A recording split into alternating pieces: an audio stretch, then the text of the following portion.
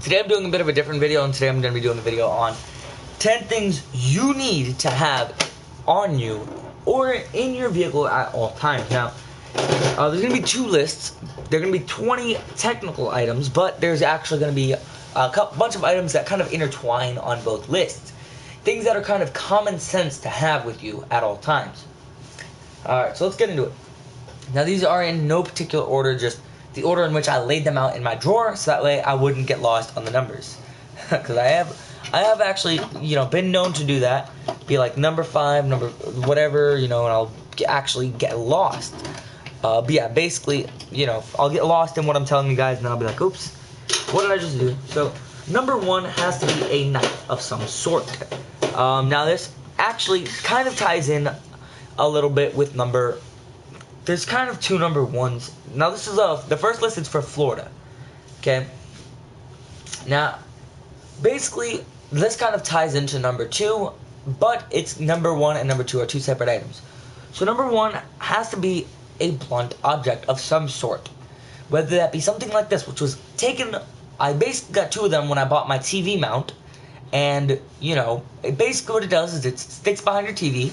Put a lock right here, and basically it prevents your TV from being stolen without, if the robbers wanted to steal it with this in your TV, they'd have to rip your TV off the wall and potentially rip out the studs or the struts holding up the house, which obviously they probably can't do. But yeah, and even just something common like this, maybe a baseball bat, maybe a wrench, just keep something like that in your truck or SUV. And in Florida, and even car, because, if you're going out and you're driving or you're on an empty road, back road, and, there's no rest stops for like 50 miles back and there's no rest stops for 50 miles forward, and your car just breaks down and nobody's been on that road, you haven't seen a single car on that road for miles, okay? You don't want to be caught in that situation without some sort of blunt object to fight back and hit and beat, because think of it this way, okay? Whatever you don't have, if you don't have one of these, and the enemy, and somebody who, is crazy or insane or even just, I know I'm starting to get into like the horror movie categories here, but, somebody who's genuinely insane or cultish or occultic, you want to make sure you can defend yourself in that sort of situation when there's nobody else there, okay? Even in a car or in an SUV or a truck, you go in the woods and maybe your truck breaks down, okay? Number 2 has to be a weapon, like a knife of some sort. Now, there's 2 knives I'm going to be showing off here. Either one will honestly do. One of them is my personal preference, but of course, that is me. So one of them would have to be something a little bit like this. Now, the reason I like this one is because, really and truly, it's blue, it sticks out, and you can use it. And it's a basic box cutter knife. And what you can do is, the reason I like it is because it has interchangeable blades. So if you buy a box of blades, you could use these blades until they're dull, and then just grab another blade and switch it out. And you don't have to get a new knife or sharpen the knife. You just have to have a set of blades with you. Now, the second one I'm going to show you guys is honestly something that I like, and I like a lot, and I'm going to start using it a lot. It's basically a 9-set knife.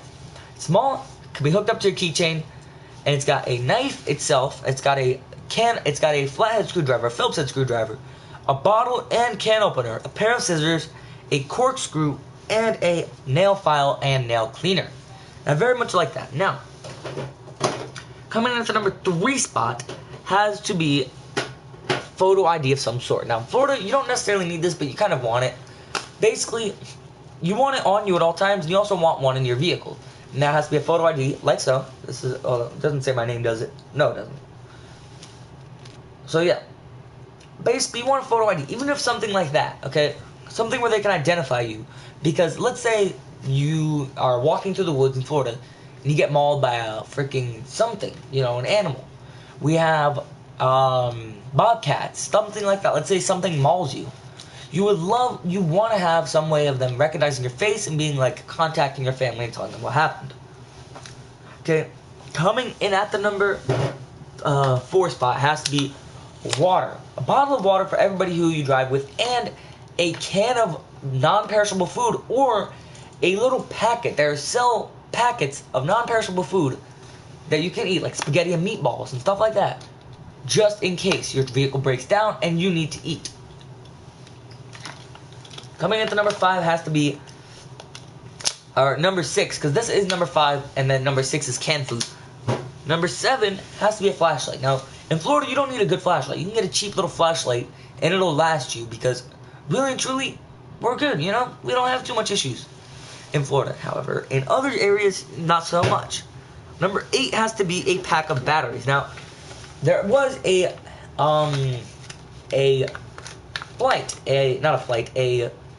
spaceship that was literally jump-started by a few 12-volt batteries. It was like 8, 9, or 10, an insane number of 12-volt batteries that was on the spaceship that basically jump-started it, which obviously led to it actually returning safely to Earth.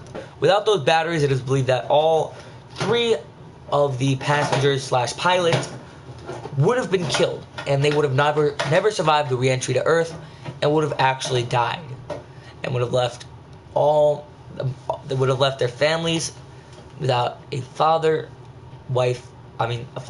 husband, and sons, which obviously would be very, very disappointing, and it would have been very tragic. Number 9 has to be one of these. Now, you can get one of these from Walmart. As of right now, when I went, they were $2, but that's because they were on sale. But you can get one of them for normal price, $5. Okay? They come with a charger, and then they come with the actual stick itself. It charges your phone to 100% if it's been fully charged. I personally, though, used one of these Black & Decker, chargers right here. This thing will charge your phone to 250%. If you use it to 100%, unplug, use your phone till it dies, plug your phone back in, use it till it dies, plug your phone back in, and it will get it up to 250% extra, which I love. It was $35, but it was completely worth it in my opinion. Okay? Just completely, I would not recommend getting anything else. Okay? Now, number 10, I know this is going to be quite controversial to a lot of people, and really and truly, I don't know what to say. Okay? I'm just going to say this, and I believe in the Second Amendment. If, it's got to be a gun. Some sort of firearm to protect yourself. Let's say in Florida, and really, you guys know Florida if you live in Florida, or if you live on the equator, you guys know how hot it is. You guys don't really have to worry about too much animals, more or less the people. What I mean by that is in Florida, pretty sure if you're hiking through the woods, you're going to run into somebody who's homeless. Florida's an amazing place to live if you're homeless, because obviously it's got amazing hot temperatures. It's got, fruits. You can jump a fence in a lot of areas in Florida and just jump a fence, grab some oranges from the back of a truck, and run off. Or in Homestead, you can just walk across, pick some oranges, pick some fruit, pick some star fruit, even get a couple of sugar canes, and you'll be set for food. And, obviously it's much easier. And of course, it's the same for the woods area. If your truck breaks down in the woods, or your SUV, you want to have a firearm, because look at it this way. Most of the people who say firearms are bad, they're saying it because they want to protect their children. But in most cases, firearms are not the issue. It's the people who have them. If you, your wife, and your children are walking through the woods with just one of these, maybe, or even a baseball bat, pretend this is a baseball bat. Some homeless man jumps out of the woods, and he says, "Put your hands up, and don't scream." And he has, a crossbow or something like that, or a firearm. You want to be able to say, pull out your firearm and fire back. And honestly, if you're gonna have a firearm, I would recommend having something like, a 357 Magnum or a 38 Special or a simple enough M9 or a Glock 22. Really and truly, it doesn't matter, as long as it's some sort of good actual weapon that is gonna get you around and that's gonna survive, and it's not gonna jam in the middle of a fight. If worst, you don't want your gun jamming right when you're about to take the shot, because then they realize your gun just jammed, and then they're going to take a shot, and then, bad stuff's going to happen.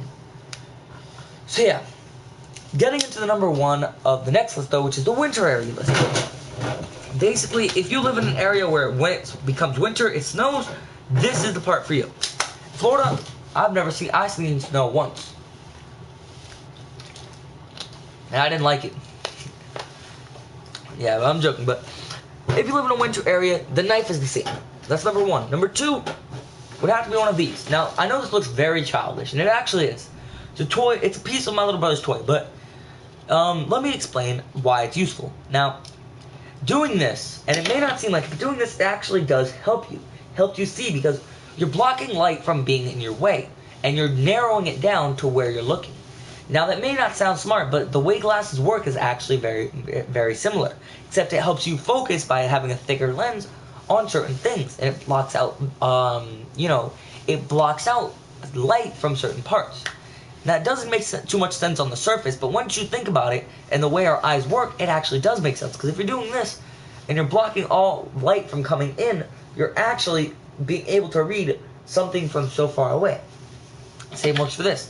Only difference is that this will help you out so much because if you're just running and you're like, is that a bear? Instead of going like this, you can go like this, put it to your eye and be like, oh crap, that's a bear. Turn and book it. You don't have to line your hands up. You don't have to do none of that. You just gotta book it. And basically that's why it's number 2. Number 3, again, it has to be a photo ID.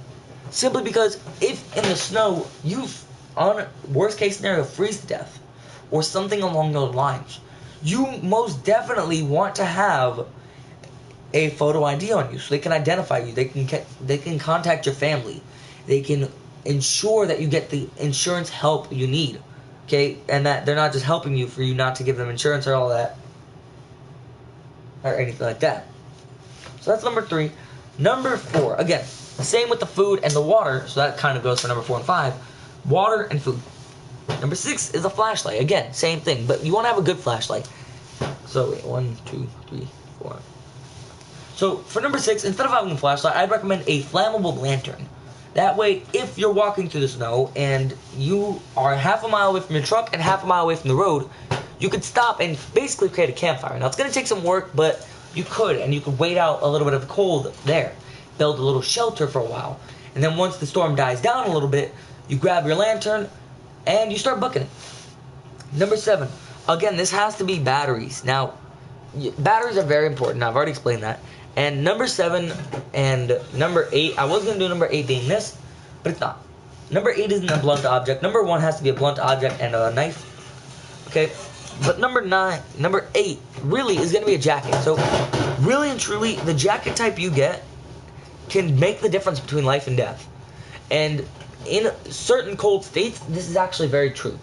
Because in North Carolina, if you wore something like this, which is a sun windbreaker, which is very thin, very good to wear out on hot days, but not good to wear out on cold days, you're going to freeze to death.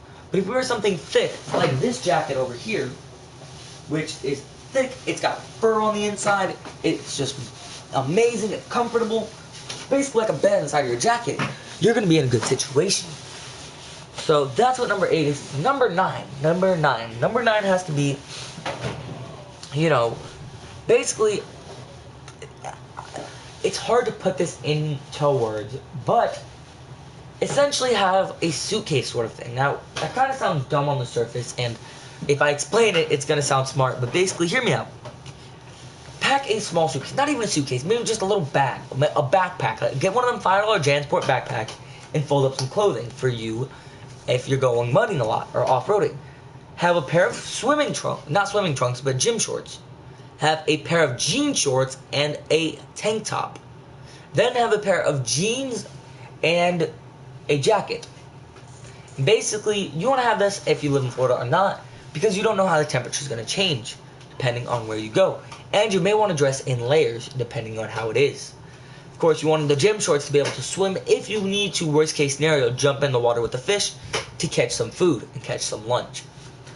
Number 10 has to be another firearm situation. Now, again, I know this is controversial, but it has to be done. Now, if for pistols, this is a lot easier because really and truly with a pistol, any type of weapon like that, most cars nowadays come with a 2-second glove box. And what that is basically your top glove box. Cars either have a top and a bottom glove box, which the top one doesn't lock, but the bottom one does. You can have your firearm weapon in the bottom and your ammunition in the top. And you can always lock the bottom one up so children can't get in there. However, if you don't want to do that, most cars have another glove box under the passenger seat. Usually this is most common in vans and certain SUVs made by Ford and Dodge. I haven't seen them many times in Honda, but obviously you're not going to go off-roading in a Honda truck. Maybe a Honda CR-V, but again, that's that. And basically, you can put your firearm in the glove box of your vehicle and your bullets in the underneath of the chair. Just in case you know you need to go, okay, well, I need this right now. Of course, you don't want your children getting a hold of it. Something smart there. Okay? But if you're like, oh, I don't know if I want to do this because maybe I accidentally leave this unlocked one night, well, then you know your weapon is safe because your ammunition is somewhere else, locked away where your children will not be able to get it. And I personally think that is the smartest way to do it. And I know it's quite controversial, though. Now, in colder states, I'd actually recommend, instead of carrying something like a 38 or a Glock 22 or something like that, carrying a sniper rifle of some sort, a rifle of any sort, honestly. Because keep in mind, rifles, shotguns, stuff like that, they pack much stronger of a punch when a bullet is fired as opposed to a measly pistol. Now, pistols do carry more ammo and can pack a decent punch, but shotguns explode upon. Not only do they have a wider impact, but they also have a greater impact. If it's a direct hit, let's say to the chest of a bear, all the little pellets that explode from the shotgun shell will hit it and it will be injured multiple times. As well as, if you have a rifle, you can easily shoot it. Now, the advantages and disadvantages are, if you have a pistol and you're running, let's say, where's that little scope thing? You're running and you're like, you're going through the snow and you look over and you see, oh, that's a bear. Either you could stand and fight, or you could turn back and risk, the bear or the bobcat you ran across earlier. Or you pull out a weapon. Let's say you have a pistol firearm, okay, and you have a jacket. It's in your jacket. You could easily pull out. Let's say you have your strap, right across your chest. You could pull out a firearm and start shooting at it. Be like, pop, pop, pop, pop, pop. I'm trying to get this in the camera for you guys. Pop, pop, pop. All right, hold up. Let me get it. Pop, pop, pop, pop, pop. Or you can pull out, let's say you have a rifle. Now, I don't own a rifle, okay? I don't, go hunting enough to justify owning a rifle, okay? Much as I wish I could, I don't own a rifle. I don't have a sniper rifle or a shotgun. But basically, a sniper rifle, even though it's going to take a little bit longer to get, and it's going to take a little bit longer to aim and get ready, honestly, your chances of survival are a lot higher, and if you have a suppressor on them, you're probably not going to attract very many other predators.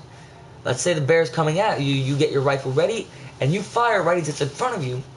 Though it took a little bit longer, and it killed it with one shot, if you have a suppressor, no other predator is going to be coming towards you, or running, in that matter, away. Let's say you shot that way, a predator may be coming from this way. Something like that. You really don't want that. But, of course, that's something that might happen. Now, please leave a like if you guys did enjoy this. Slap that like button to show your support. Share it if you really liked it. And share it if you want people to know, hey, let's say you have a friend on Facebook and you want him to get the hint that he needs a weapon of some sort, or to keep this or that thing in his vehicle. Share this video. Let him see it, let him see it on there, and then be like, hey, did you see what I posted on Facebook? And then they're like, no, what? And they see the link, and then they watch the video. And then you're like, if they don't do it, you send them a message and say, take the hint, you idiot. But yeah, and then, of course, subscribe if you are new around here. I don't do these videos too often, but I do very sensible videos like this that are gameplay videos. Now, in the background to this entire video, I've had the Minecraft homepage set up. Now, the reason for that is because, honestly, I didn't know which game to do, and GTA 5 I really couldn't do, because if I let it sit like this, you'd basically be staring at the GTA 5 map. Now, if I would have done it for Farming Simulator, you guys would have been listening to that crappy, annoying Farming Simulator music the entire time. This is the only game that doesn't have music on it, that I'm okay with it. So, yeah, you guys kind of got to see on the right and on the left, buildings in, like, cinematic. Yeah. So, yeah. But, yeah, that's the kind of stuff right there. That's just all. I really hope you guys enjoyed this. I really hope you guys just love these kind of videos. Because I am, of course, loving the fact that you guys are watching these and enjoying them. I actually did make this video 2 times before, because I had previously messed up twice, which obviously was very annoying, and this is actually my 3rd time making it, and I don't think I messed up at all, so hopefully I'm good on that. But yeah, thank you guys for watching, and I'll see you guys in the next video. Goodbye.